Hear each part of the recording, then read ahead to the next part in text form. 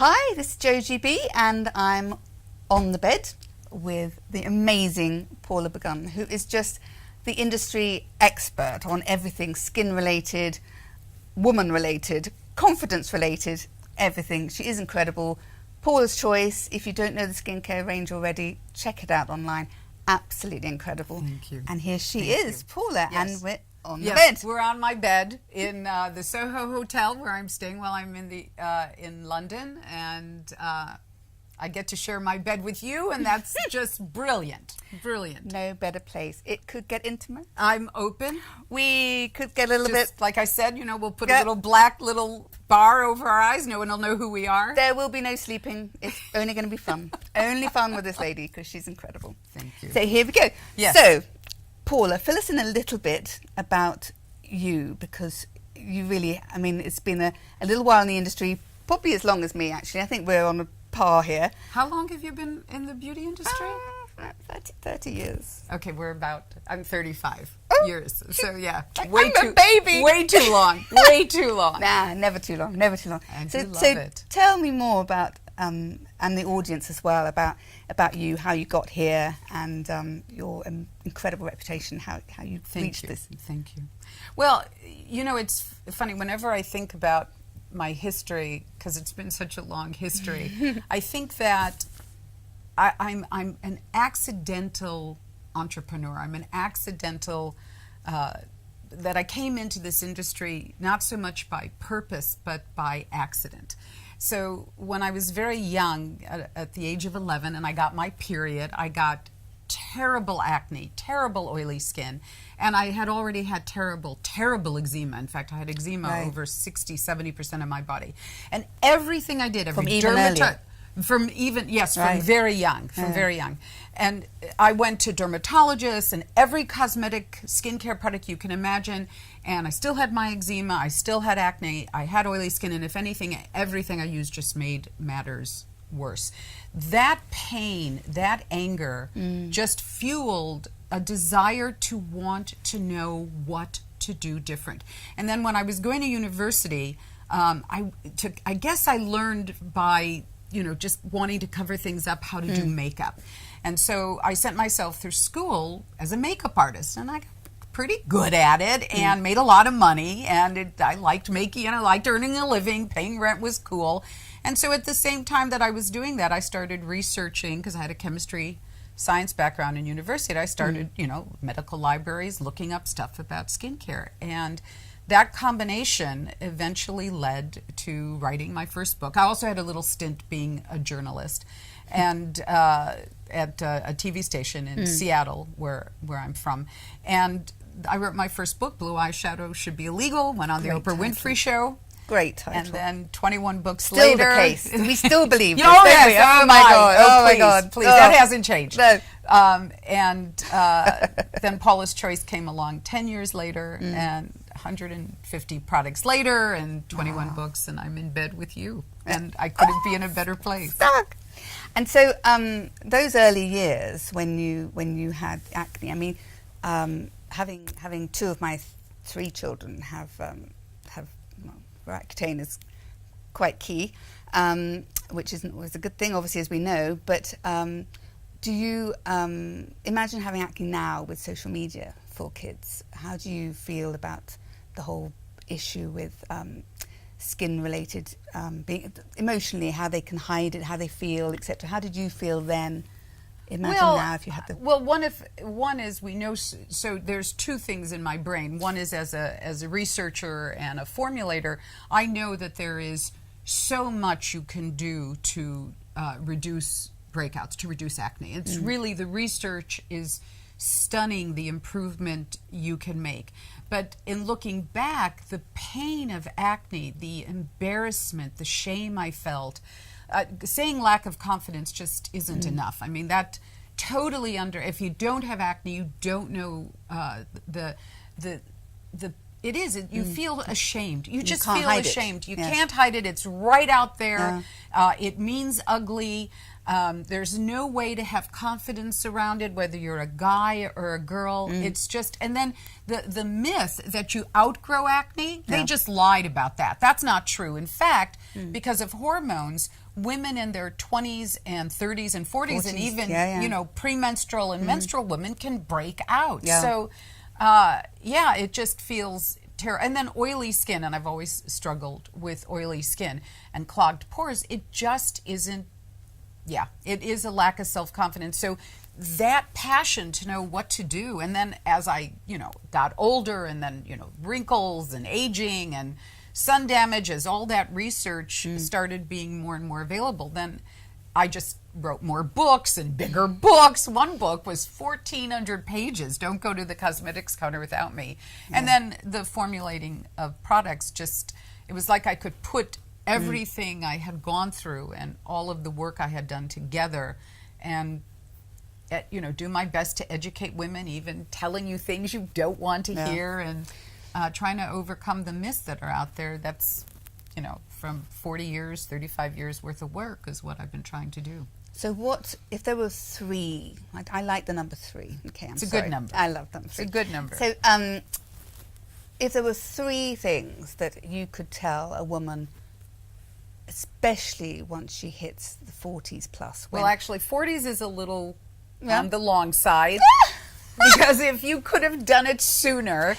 That's which true. Is Fair enough. Which is sun protection. I mean, there's no question about it. If you're not using a sunscreen 365 days a year, rain or shine, cloudy or not, inside or not, because the bad rays of the sun, even on a cloudy day, right now, your skin is being damaged. Skin gets damaged within the first minute unprotected skin sees the sun. I can't do anything about it. I know it isn't sexy. I know you're going, yo, boredom. It's the fact. And when we don't pay attention to it, the best analogy I can use, and then, you know, because we think, oh, what, you know, there's some anti-aging product out there that I can use. And that's kind of like thinking that you can smoke a cigarette, and if you eat spinach and broccoli, you won't get emphysema and you won't get, you know, lung disease.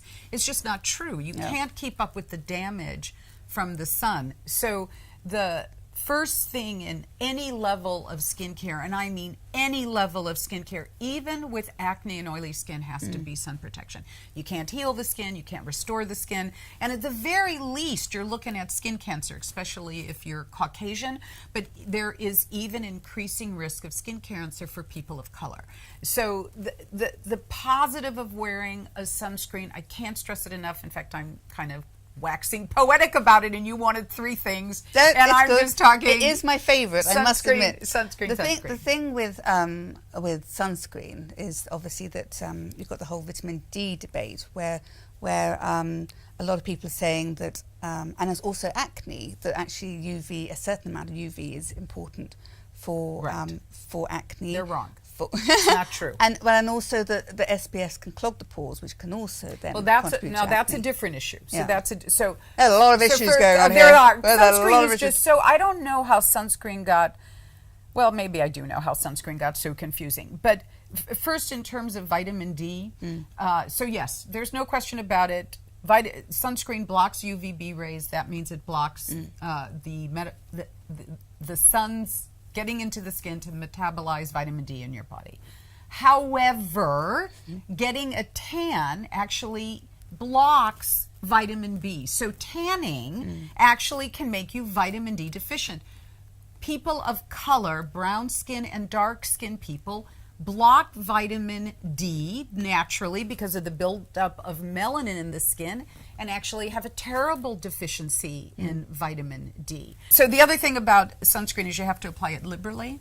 I do have a preference for mineral-based, zinc oxide, titanium dioxide-based sunscreens, just personally, but the research shows both synthetic and the mineral are just fine, protect from the sun, and that's what matters. The best sunscreen is one you love, SPF 30 or greater, and that you will apply liberally. Now, the issue for acne is acne lesions can't heal when exposed to the sun. because sun damage prevents healing. It hurts the skin's immune system, it hurts the skin's ability to heal, it destroys skin. So the issue for somebody with acne is actually easier if you're a woman, a girl, because you can wear, so I don't like lotions and creams on my face either. And so my foundation has sunscreen, has SPF 30. So that's another way. Or there are serums, like Paula's Choice just recently came out with a primer that has sunscreen. So there's many ways to get sunscreen into your skincare routine, because protecting yourself from that in the long run is the absolute best thing you can do. It really is the absolute best thing. You can see I'm quite clearly... No brown spots. No brown spots. Well, actually, I'll hide that, but... So it's interesting you say about the creams, because I'm never too sure. I mean, I always put an SPF layer under my foundation, because I always think it's my luminosity bit, which is easy to say because I am so pasty. You are a white girl. I am a white girl. Nobody would not get that. I have a very good excuse here. But I always try to sell SPF to women in that mindset of, but this will make your skin a bit more dewy, and not dewy, but glowy under your foundation, because I don't believe that foundation will give a strong enough SPF layer. The rule of thumb, whether your foundation has SPF 30 or greater, or your moisturizer has SPF 30 or greater, the issue is liberal application. So if you're wearing foundation the way I wear foundation, which is liberally, then I'm getting sun protection. And you can see I don't have brown spots on my face, which at 64 is a clear sign that I'm very well protected. So, well, thank God. I mean, really, would you be talking to me about skincare if my skin was like hanging and brown and spotted all over the place? So, sorry. So I'm sorry. Now I always lose my train of thought. So the issue is liberal application. The only thing you really can't apply liberally for sun protection is powder. Yeah. Nobody's going to put on an SPF with pressed powder or loose powder liberally enough to get that SPF rating on the label. But you have to apply it liberally. So you will get protection with your foundation with sunscreen if you apply it liberally. Because the same thing with your lotion. If you don't apply that SPF 30, and hopefully it has, for daytime, other anti-aging ingredients and is beautifully formulated, if you don't put it on liberally, you won't be getting the SPF on the label. That's why I love layering sunscreens. Sure. Because the likelihood is we're not putting on enough. That's why I created my primer with SPF 30. I have, oh my gosh, for my little product, well, it's not that little a product line, but I must have 12. I must have 12 products with sunscreen. And then if you that's just greedy. And then actually, that is greedy. I got to get a woman to fight. Like I said, you got to use it. You got to use find it, guys. a sunscreen you love. And so for somebody like me, or let's say you're a guy. For sunscreen, then we have very watery, liquidy kind of sunscreen, so they feel like nothing on the skin. Again, because you got to find the one that you love to use every day, or you're not going to use it. It's all in the formulation, isn't it? And Even why, for the sake of the audience, would you say retinol? I mean, I know it's incredible in your words. So what is unique about retinol is when it absorbs in the skin, and it is easily absorbed deeply into the skin, it is what we call a cell communicating ingredient. It actually has the capacity to tell a skin cell to behave like a young skin cell. Now, when I say young, I don't mean like it goes from, so when we're young, our skin cells are nice and round and plump, and then with sun damage and age, they get kind of sticky and it's very sad. And so retinol actually can absorb in and tell sticky, old, sun-damaged skin cells to behave more like normal skin cells. So again, it's not like when we're young, but it's better than the way it was. So retinol is a very potent bioactive ingredient that helps almost every aspect of skin behave better. Pore flow, oil flow out of the pore helps normalize pore size. I mean, there's Sucking many off. acids. Yeah.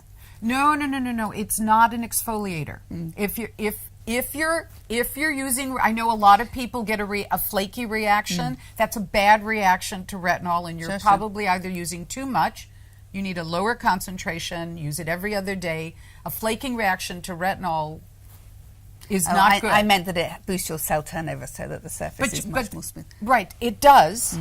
But you mean the it's a reaction healthy. you can It get, should yeah. be. You shouldn't see it. In Yeah. other words, it's Yeah, yeah, yeah. normalized. It's like. Yes. Right, like if you're a kid and you're exfoliating, you got millions of skin cells just Yeah, yeah, yeah. falling all over the place. And so the problem is that it doesn't work like that when Yeah. you have sun damage and because of age. So the skin cells should be coming off, but you don't see it because it should be happening Yes. naturally. That's the goal. And it does. There's definitely research that shows that there's benefit to using retinol starting at 0.3% and all the way up to 1%. The lesser percent works great for a lot of skin types. The more advanced sun damage you have, then the higher strengths of retinol are going to be far better. Something that I've always been very, very key to me in my years as a journalist, I've always worked for women's magazines where she reads the magazines. So they've never been flicky magazines, and which has been very important to me because at the end of the day, they've usually also been an audience of 40 plus, no matter what my age was, and today that audience is so huge, so key. That's like statistics of like 80% of the UK will be over 45 by 2020, which is crazy, and yet within beauty she is primarily ignored. Stunningly ignored. Yes. As if Thank you. we don't exist. What the heck? And I'm just on the cusp of, in the US, what we call the silent generation, and I don't think any of us are silent. In particular. Oh my God! Yeah. Oh my God! Oh my God! I'm just on the cusp of it. The audience with the most disposable income. So I think that the millennial woman ruling the day, the truth of it is, in terms of skincare, what I want women to know is that age is not a skin type. In fact, that it's the issue is so. Like I said, I'm 64. I have normal to oily skin, and the areas of normalcy are like here. I mean, I don't have very many areas of normal. I have oily skin, I have clogged pores, and I still break out. So those problems are addressed for my age the exact same way they're addressed for somebody younger.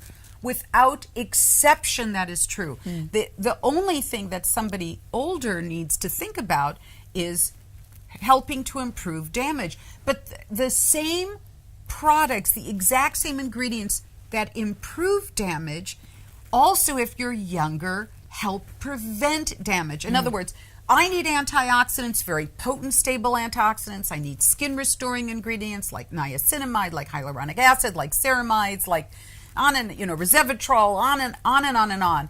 I need those exact same ingredients to fight aging and sun damage that I have as somebody younger needs to prevent aging and reduce the effect of sun damage. So letting go of age being a skin type is so vitally important, because a lot of women believe is that only the lotions and creams, the really rich, thick creams, they're the ones that have the best ingredients, and it's not true. My products, like I said, Paula's Choice, I make products for me. My products that I use, No, I'd never heard of it. the C15, I have my niacinamide booster. When I do sneak in my retinol product, my serum are all like water, because I don't want to feel, well, first of all, lotions and creams clog my pores and make me break out. So you can have potent formulas. They don't have to be lotions and creams. And a lot of women, even women with dry skin, don't like heavy products on their face. And the lightweight products, because they feed the skin what they need to be normal, you can actually get away without having to use heavy creams and lotions. So you got to let go that being mature, and I don't even know what the hell mature means. Like, you go over 49 and all of a sudden you're mature, and at 49 I was immature. I don't even get what that means. What it is it's meaningless. It is meaningless. And the attitude that that aging, you suddenly overnight turn into this sort of very drab person who's completely unimportant at the counter is a little bit sad. We're the new 60. Well, you're younger than I am, but much younger than I am. Much younger. Marginally. This is what 60 looks like. This is the beauty. It's looking pretty good from where I'm sitting right now. The truth in beauty is that when you pay attention to the facts and the truth, I don't even know how else to say that, then from the time you make a decision to take care of your skin for the rest of your life, when you do it with the best products possible. Now, of course, you know, selfishly, I want you to use Paula's Choice, but there's a lot of great products out there. The problem is there's a lot of bad products out there. And when you take bad care of your skin, you will end up paying for it, and you won't be happy with how your skin looks along the way. And you actually can feel beautiful and confident when you're using the best products possible for your skin. And unfortunately, I don't care if you're a millennial, I don't care if you're the silent generation or any place in between. I see a lot of women making a lot of mistakes. You know, the myths about sun protection and sun damage, the myths about natural versus organic, the myths about expensive means better and inexpensive doesn't, and on and on and on, and fragrance, and I like the way fragrance smells, and the wafting fragrance from a skincare product, which is terrible for skin. I mean, hurting skin is a problem, and what I want women to do, and what I've been doing for I don't know how many years in my books and my products, is getting the best products so nobody has to go through what I went through, because it was hell. I mean, it was just hell. And I see women, sometimes I think I need a new job. I feel too bad. I feel like this I mean, without sounding way too preaching, like it's my calling. I mean, I've been doing it long enough. It must be my calling, or I'm calling myself. Yeah, I mean, it's just I don't know how to do anything. Every time I think, oh, I've got to get another job, this is just too crazy an industry. Yeah. Here we are in bed talking about skincare. Check out Paula online, because the advice that she gives it's second to none. You will never be left in any doubt about a single ingredient. And at the end of the day, if you want to know what's in your skincare, you look on the ingredient list and then check out what she's talking about. So, thank you, Paula. Oh, thank you. Now we're going to have now we're touching. Is your husband going to call again? Bye.